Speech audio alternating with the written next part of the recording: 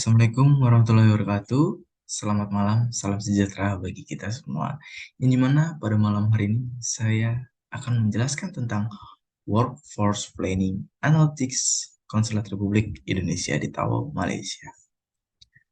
Yang dimana memang Konsulat Republik Indonesia tersendiri merupakan perwakilan konsuler Indonesia yang berada di Tawau, Malaysia yang mengemban atau mencakup dalam wilayah Bandar Kota Tawau tersendiri, Kalabakan, Kunak, Lahadatu, dan Sempurna. Dari mana konsulat memang memiliki tugas utama ya dalam meningkatkan hubungan diplomasi yang berkaitan dengan kekonsuleran ekonomi dan sosial budaya, serta memberikan sebuah layanan dan perlindungan bagi WNI yang ada di kota Tawau, Malaysia ini. Yang dimana berikutnya adalah sebuah ringkasan eksekutif, yang dimana Konsulat Republik Indonesia ini sebagai perwakilan konsuleran yang berada di Kerajaan Malaysia sesuai dengan ketentuan Kepres juga pada nomor 108 tahun 2013 yang dimana memang secara resmi mewakili, memperjuangkan dan melindungi kepentingan negara Indonesia di Kerajaan Malaysia. Harus memiliki perencanaan tenaga kerja. Yang dimana memang perencanaan tenaga kerja merupakan bagaimana tentang kita dapat atau kita atau perusahaan dapat memprediksi kebutuhan pasar tenaga kerja di masa datang. Di mana memang terkait jumlah tenaga kerja keseluruhan dari Konsulat Republik Indonesia di Tawau ini berjumlah 117 karyawan. Dalam hal ini memang KRI dapat membutuhkan pemahaman tentang susunan tenaga kerja saat ini. Penyelidikan terhadap kebutuhan layanan yang di masa depan atau di masa akan datang dengan analisis jenis dan ukuran tenaga kerja yang dibutuhkan untuk memenuhinya. Setelah saya melakukan beberapa wawancara dengan minggu-minggu sebelumnya, memang bahwasanya dalam menampilkan temuannya, saya menemukan sebuah perubahan sosiodemografis yang sangat cepat. Terus adanya teknologi digital juga, budaya organisasi, dan tren pekerjaan. Yang mana memang pihak organisasi dituntut memiliki peran yang lebih strategis. Seperti itu. Dan bukan hanya sekedar melakukan pengelolaan sumber daya manusianya saja, yang mana memang proses yang memungkinkan organisasi untuk mengidentifikasi dalam perencanaan tenaga kerjanya, teknologi, operasional, dan bakat apa yang mereka miliki. Nah, dari kebutuhan itu saat tinggal permintaan di masa depan. Seperti itu. Jadi bisa kita lihat bahwasanya ada di sini grafik Workforce Planning Analytics Data yang dimana presentasi prediksi bakat yang diperlukan sumber daya manusianya,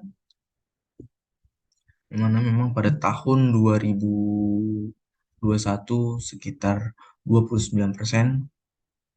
Ini adalah sebuah perencanaan dari organisasi itu pada tahun 2022 yaitu 33%.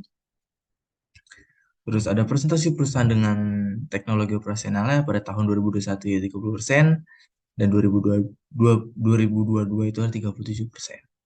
Serta dalam presentasi dukungan budaya organisasi dalam perencanaan tenaga kerjanya pada tahun 2021 itu ada 28%, dan 2022 itu adalah 31%.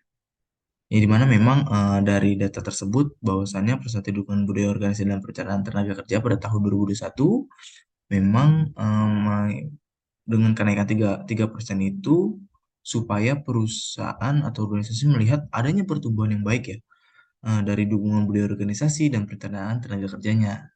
Nah, pada presentasi perusahaan yang dengan teknologi operasional pada tahun 2021 sekitar 30 dan 2022 37% dengan kenaikan 7%, memang itu bertujuan untuk perusahaan dapat melihat adanya kenaikan dalam uh, kenaikan dalam teknologi operasional yang sangat baik ya, seperti sangat cepat dalam pelayanan gitu kan. Serta dapat kita lihat pada presentasi prediksi bakat yang diperlukan sumber daya manusianya dalam perusahaan memang dengan kenaikannya 4%. Dengan itu memang perusahaan melihat adanya prediksi dari bakat SDM itu supaya pengelolaan sumber daya manusianya efektif dan efisien. Seperti itu.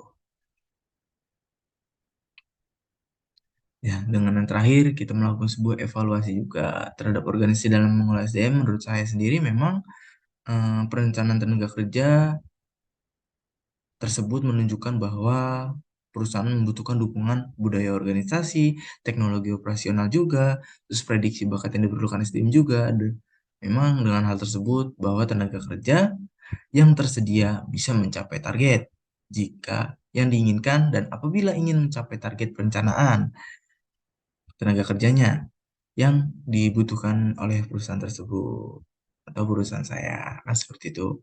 Jadi baik yang memang sudah ditentukan oleh perusahaan, maka dari itu penambahan jumlah tenaga kerja memang sangat berpengaruh bagi pelayanan untuk setiap harinya ya di apalagi saya dalam bidang pendataan itu untuk setiap hari mengurusi warga negara Indonesia. Karena memang supaya untuk mencapai target juga sih yang sudah ditentukan dari pihak organisasi saya juga seperti itu. Mungkin terakhir cukup sekian dari saya. Kurang lebihnya mohon maaf. Wassalamualaikum warahmatullahi wabarakatuh.